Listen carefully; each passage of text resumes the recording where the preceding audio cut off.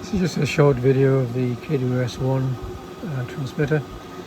It's tuned up for the 20-meter ham band at the moment, and I'm doing a comparison check between output on the Collins Directional Watt Meter, which arrived with the transmitter, and this B&W dummy load watt meter loaned to me by a friend. So I'm using this unit in place of the larger dummy load I have been using for the tests. This is it's quite a nice unit actually, by Barker and Williamson, and it's rated to 2000 watts, and it's got an internal fan which switches on when you really should be turning off your transmitter because it can't handle the power. Quite novelty. And you can check to see that the circuit's operating by doing a light check on that. It's got 4 ranges: 10 watt, 100 watt, 300 watt, and 1000 watt ranges, which is quite useful. And I've tried it on all ranges, and they're fairly comparable with the Collins unit here. So anyway, just going to power the rig up. It's on 20 meters.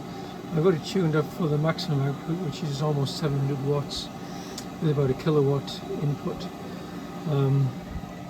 It's about 500 milliamps plate current, and we're reading about 700 watts on the Collins and about 750 watts on the B&W unit. And yeah,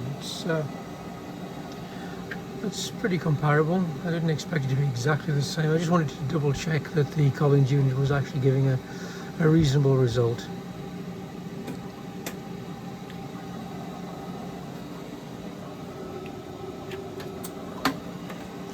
Just a quick check on AM. So I've got the press the torque switch on the microphone here.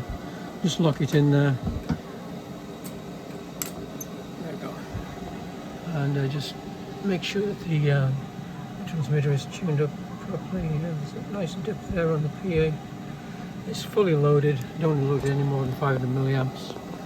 And we're getting about 750 watts on the B&W and about 700 watts on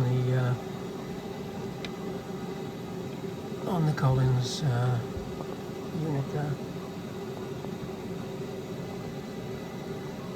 Just double checking the dip and the load.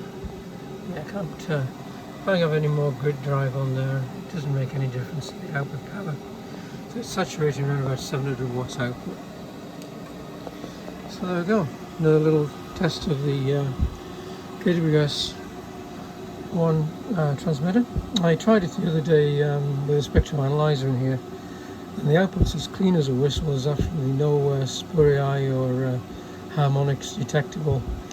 Certainly below about 40 dBs below the carrier, which I think the spec is 35 dBs.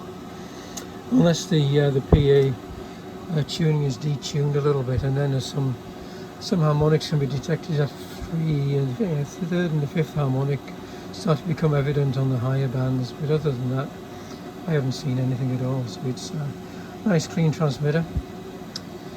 There we go. I'll switch it off.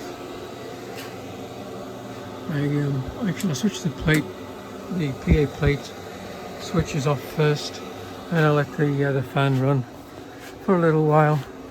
The controls are over here on the power supply.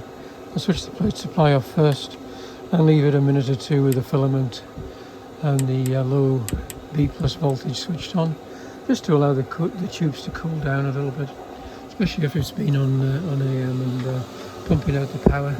You can certainly feel the heat coming out of the vent at the back of the rig.